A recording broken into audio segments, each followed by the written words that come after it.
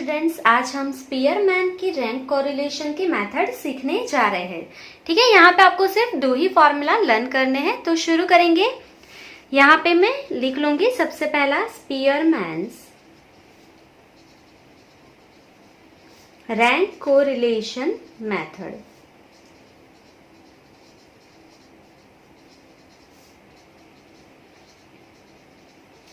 ये बहुत ही इजी है।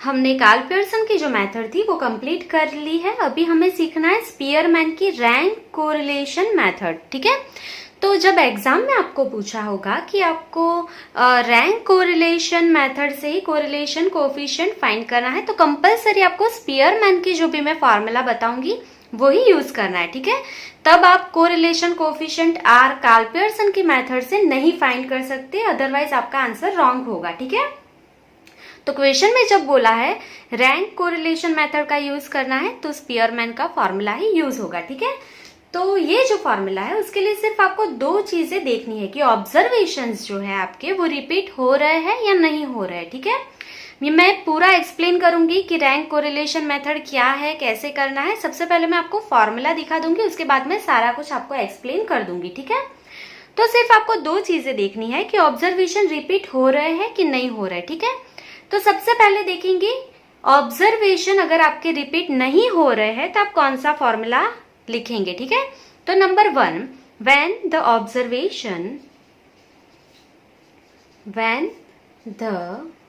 ऑब्जर्वेशन आर नॉट रिपीटेड,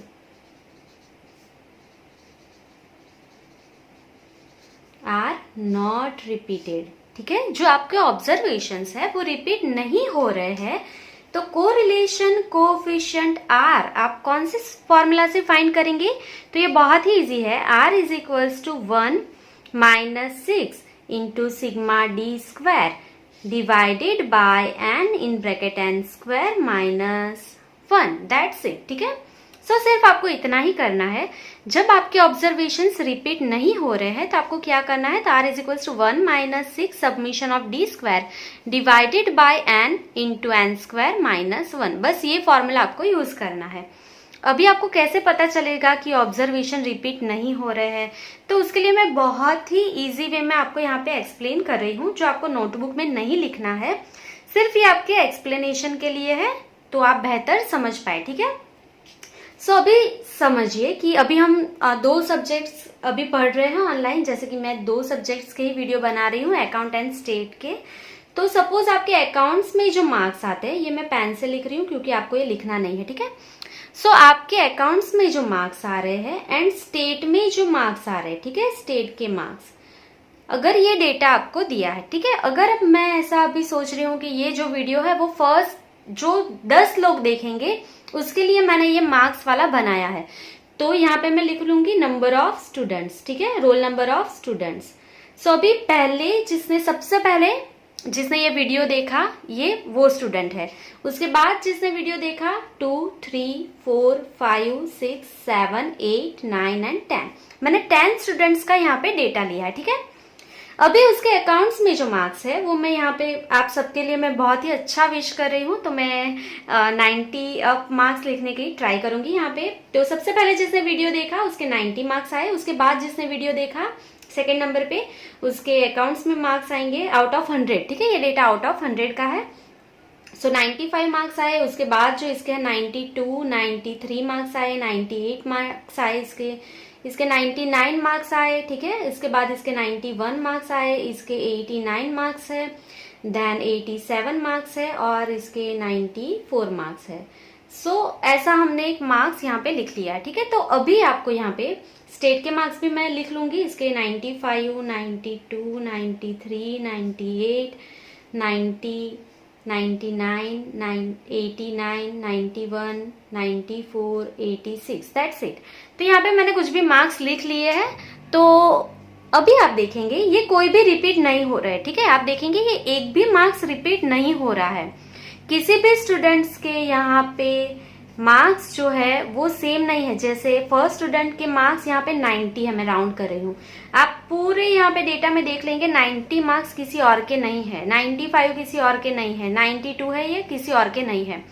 सो एक भी ऑब्जर्वेशन यहाँ पे रिपीट नहीं हो रहा है, तो मैंने ये फॉर्मूला लिया है, when observations are not repeated. ठीक है, तो फर्स्ट फॉर्मूला यूज करेंगे, ये बहुत ही ईजी था। ठीक है, अभी सेकेंड जो फॉर्मूला है, अगर आपको कोई ऑब्जर्वेशन रिपीट हो रहा है ऐसा बोला है, ठीक है, तो क्या करेंगे आप, तो ये सेकेंड हमारा फॉर्मूला है, when observations, when some of the observation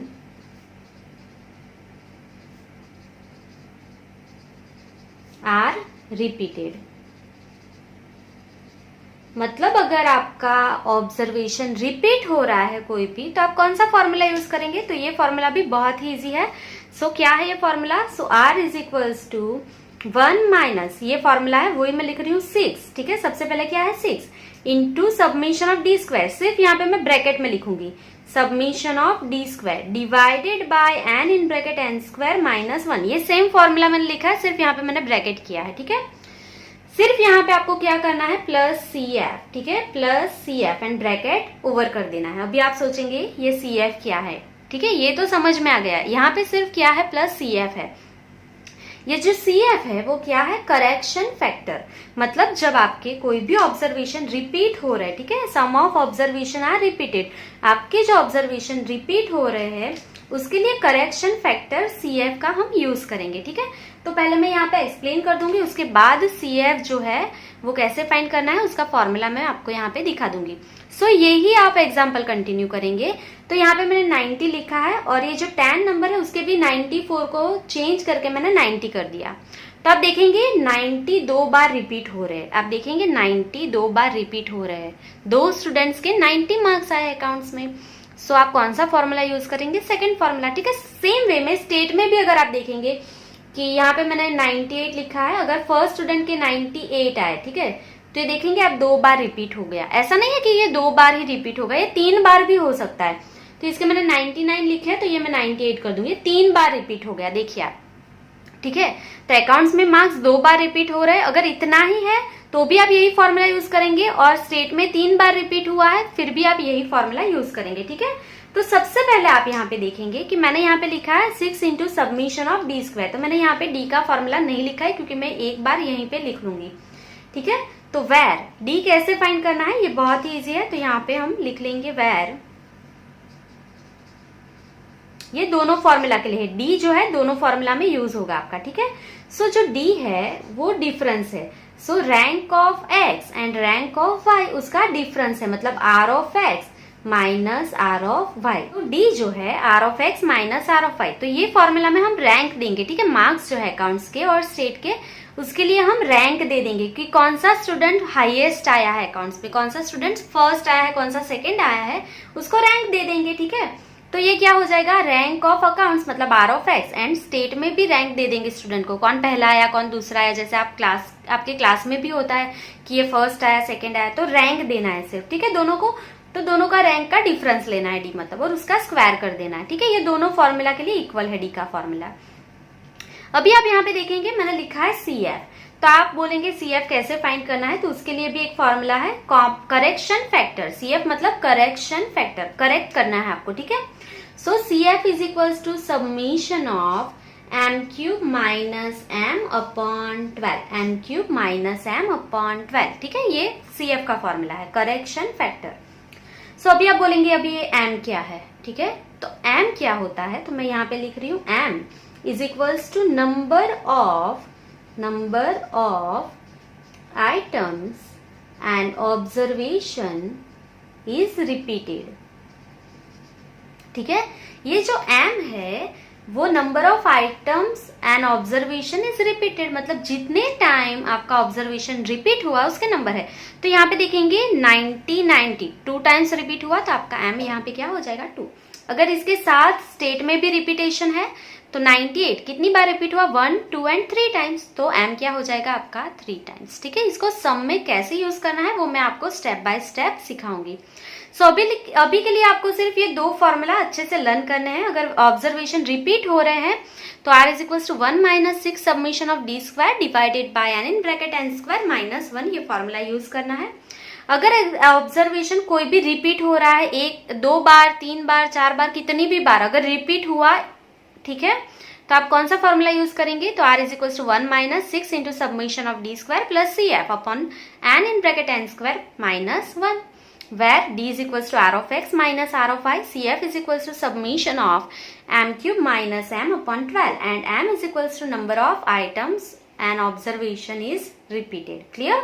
So इतना आप लर्न कर लेंगे, स्क्रीनशॉट या वीडियो पोस्ट करके इतना आप लिख लेंगे, लर्न कर लेंगे, उसके बाद ही आप जो है इसके आगे का इलिस्ट्रेशन शुरू करेंगे। ठीक है, तो शुरू करूंगी मैं यहाँ पे illustration number 16। 7 employees are selected from a company. They are judged by 2 managers from the company in terms of their administrative skills. The ranks given by them are as follows. Calculate the rank correlation coefficient between the judgments given by 2 managers. सबसे पहले देखना है rank correlation find करना है। आप बहुत ही अच्छे से देखेंगे, लास्ट लाइन में बोला है calculate the rank correlation coefficient, मतलब स्पीयरमैन की मेथड ही यूज होगी। ठीक है, रैंक कोरिलेशन मतलब स्पीयरमैन की मेथड को यूज करना है। आपको क्वेश्चन में क्या बोला है, तो जो एम्प्लॉय है कंपनी में, मतलब जो वर्कर्स है वो वर्क कर रहे हैं, तो उनको मैनेजर ने रैंक दिए है, तो उनकी जो स्किल है उसके हिसाब से दोनों मैनेजर ने रैंक दिए। ठीक है, तो आपको कोरिलेशन फाइंड करना है दोनों के बीच में। उसका मतलब क्या है, तो मैनेजर 1 ने जो रैंक दिया है पर्सन को और मैनेजर 2 ने जो रैंक दिया है वर्कर्स को, उसमें कितना जो है मतलब दोनों कितनी सिमिलर है, रैंक जो दिया है वो कितनी सिमिलरिटी है वो चेक करना है दोनों के बीच में। ठीक है, तो यहाँ पे मैं सबसे पहले employee rank by manager 1 and rank by manager 2, rank मतलब R of X and R of Y, ये डेटा लिख लेंगे टेबल बना के और शुरू करेंगे इलिस्ट्रेशन नंबर 16।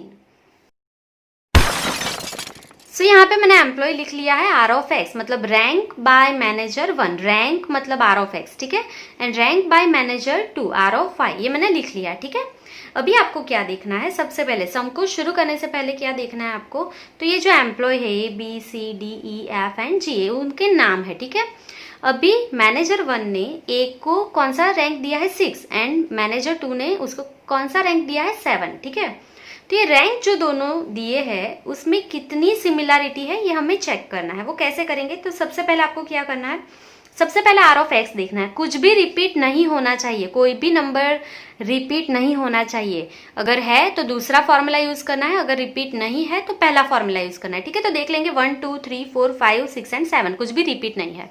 यहाँ पे देखेंगे 1 2 3 4 5 6 एंड 7 कुछ भी रिपीट नहीं है। अगर ऑब्जर्वेशन रिपीट नहीं हो रहे हैं तो आपको पता है आपको कौन सा फॉर्मूला लेना है, फर्स्ट फॉर्मूला।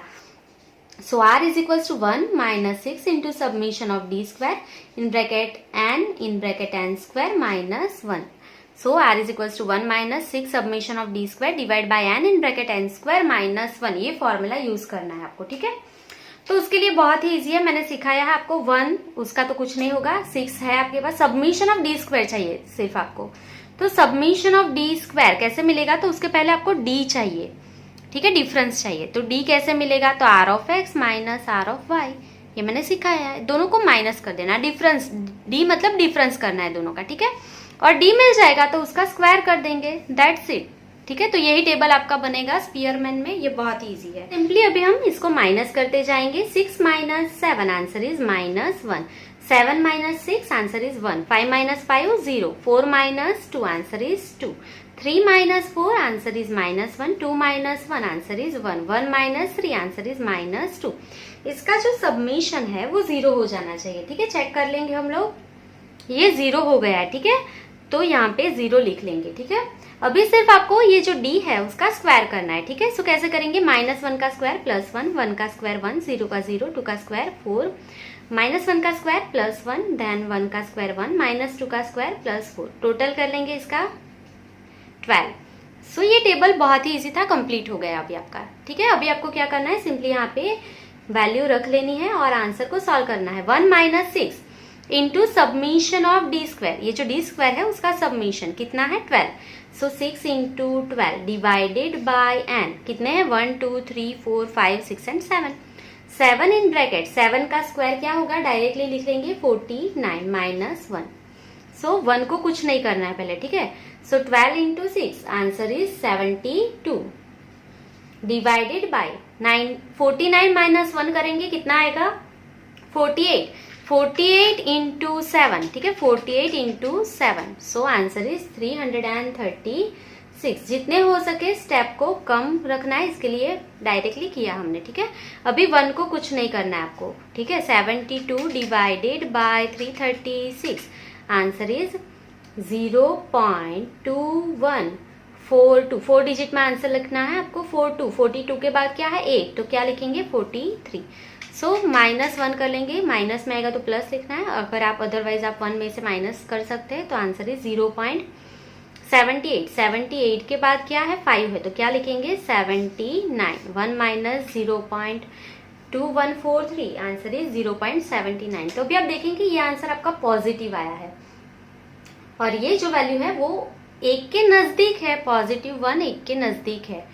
तो अभी आप ऐसा बोल सकते हैं कि ये जो मैनेजर ने रैंक दिए हैं पर्सन्स को, एम्प्लॉयज या तो वर्कर को, उसमें थोड़ी सिमिलरिटी है। ठीक है, ये बहुत ऐसा नहीं है कि पार्शलिटी करके दिए हैं कि ये मुझे पसंद है तो उसको मैं फर्स्ट रैंक दे दूंगा, ऐसा नहीं किया है। दोनों ने बहुत अच्छे से सोच समझ के रैंक दिए हैं। ठीक है, अगर 1 के नजदीक है तो सिमिलर है, मतलब रैंक दोनों को सिमिलरिटी है।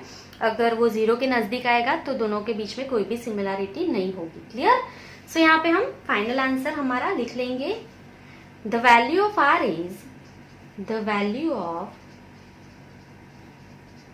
R is near to 1, so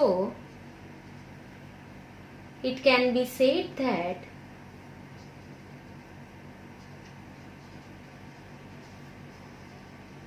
there is a similarity between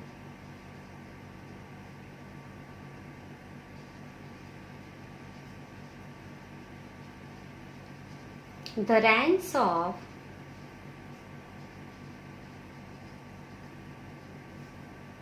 employee given by managers।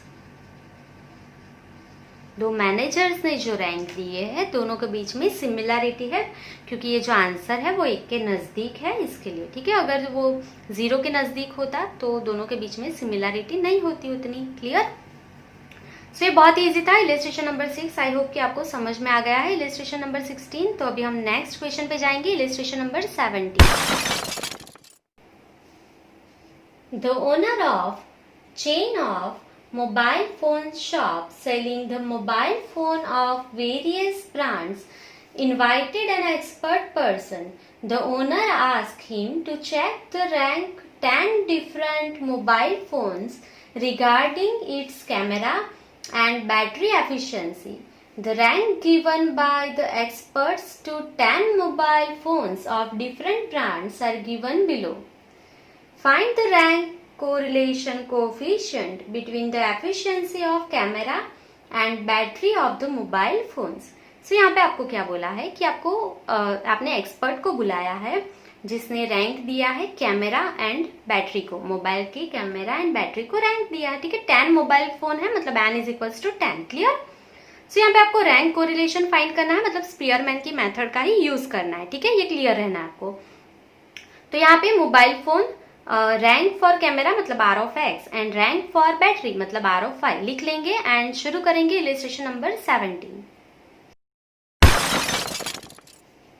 सो यहाँ पे मैंने mobile phone ABCD to J and R(x) मतलब जो कैमरा का रैंक है एंड ये जो बैटरी का रैंक है R(y) वो मैंने लिख लिया है। सबसे पहला आपका काम क्या है, तो चेक करना है कुछ भी रिपीट हो रहा है तो देख लेंगे 1 2 3 4 5 6 7, 8, 9 एंड 10 कुछ भी रिपीट नहीं हुआ है। यहाँ पे भी चेक कर लेंगे 1, 2, 3, 4 1 टाइम है, 5 1 टाइम है, 6, 7, 8, 9 एंड 10 सब कुछ 1 टाइम है, कुछ भी रिपीट नहीं हुआ है। ठीक है, यहाँ पे बहुत अच्छे से ये देख लेना है। ये पहला सम है तो मैं बहुत ही डीपली आपको सिखा रही हूँ, उसके बाद मैं डायरेक्टली आपको दिखा दूंगी अगर कुछ भी रिपीट हो रहा है तो। ठीक है, सो यहाँ पे कुछ भी रिपीट नहीं हो रहा है तो आपको अभी फॉर्मूला लर्न है। R is equals to 1 minus 6 sigma D square divided by n in bracket n square minus 1, ये फॉर्मूला यूज करना है। उसके लिए सिर्फ आपको d चाहिए, मतलब डिफरेंस, तो difference is equals to r of x minus r of y and then d square, जो d मिलेगा उसका स्क्वायर करना है, बस इतना ही करना है क्वेश्चन में। सो क्विकली हम इसको माइनस कर लेंगे। 3 minus 6 answer is minus 3, 5 minus 4 answer is 1, 8 minus 9 answer is minus 1, 4 minus 8 answer is minus 4, 7 minus 1 answer is 6, 10 minus 2 answer is 8, 2 minus 3 minus 1, 1 minus 10 answer is minus 9, 6 minus 5 is 1 and 9 minus 7 is 2।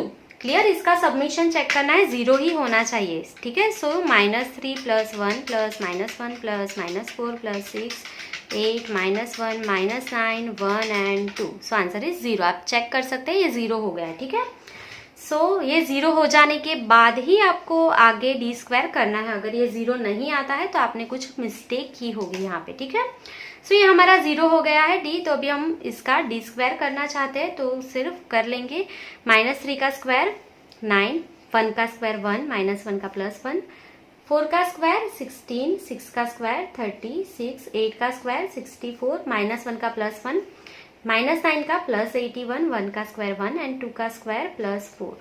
तो ये square हमने कर लिया, अभी submission कर लेंगे इसका। सो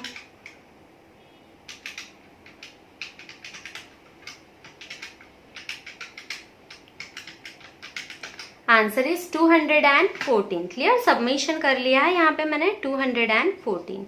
सो ये टेबल जो है हमारा कंप्लीट हो गया है। अभी सिर्फ हमें क्या करना है, वैल्यू को यहाँ पे रख लेना है। ठीक है, 1 minus 6 into submission of D square कितना है 214 डिवाइडेड बाय एन कितने हैं 10। ठीक है, ये आप कैलकुलेट कर लेंगे, मैंने पहले भी बोला था क्वेश्चन में, एन आपके 10 है। ठीक है, सो 10 इन ब्रैकेट 10 का स्क्वायर क्या होगा 100 माइनस 1। ठीक है, सो सॉल्व कर लेंगे 214 into 6, so answer is 1284 divided by 100 minus 1 is 99, 99 into 10 is 990। So divide कर लेंगे 990 से, सो क्या हो जाएगा आंसर आपका 1.2969 के बाद 6 है तो आप 69 की जगह पे क्या लिखेंगे 70। ठीक है, सो 1 में से माइनस कर लेंगे, so answer is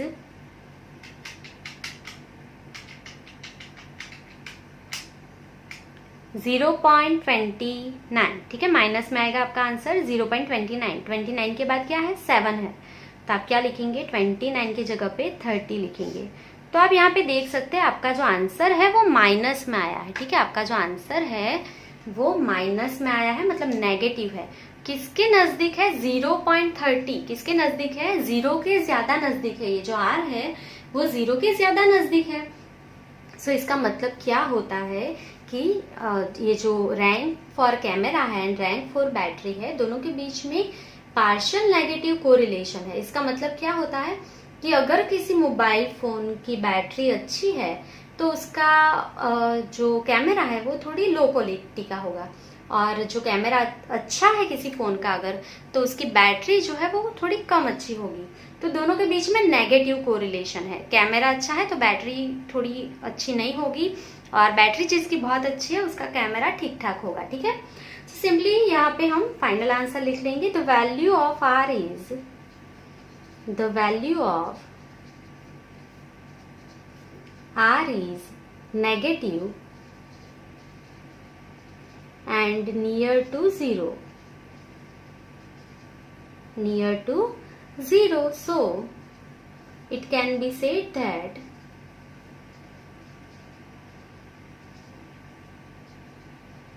if camera is efficient then its battery is less efficient.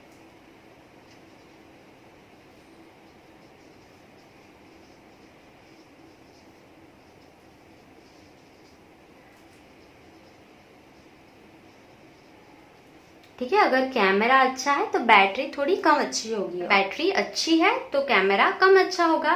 ठीक है, मतलब क्या लिखेंगे आप आगे आप इसके, and if battery is efficient, and if battery is efficient then it's camera is less efficient।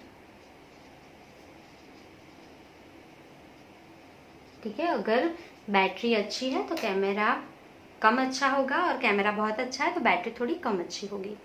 सो ये आपका इलस्ट्रेशन नंबर 17 कंप्लीट हो गया है। आई होप कि आपको अच्छे से समझ में आ गया होगा। सो आज के लिए इतना ही। Thank you for watching.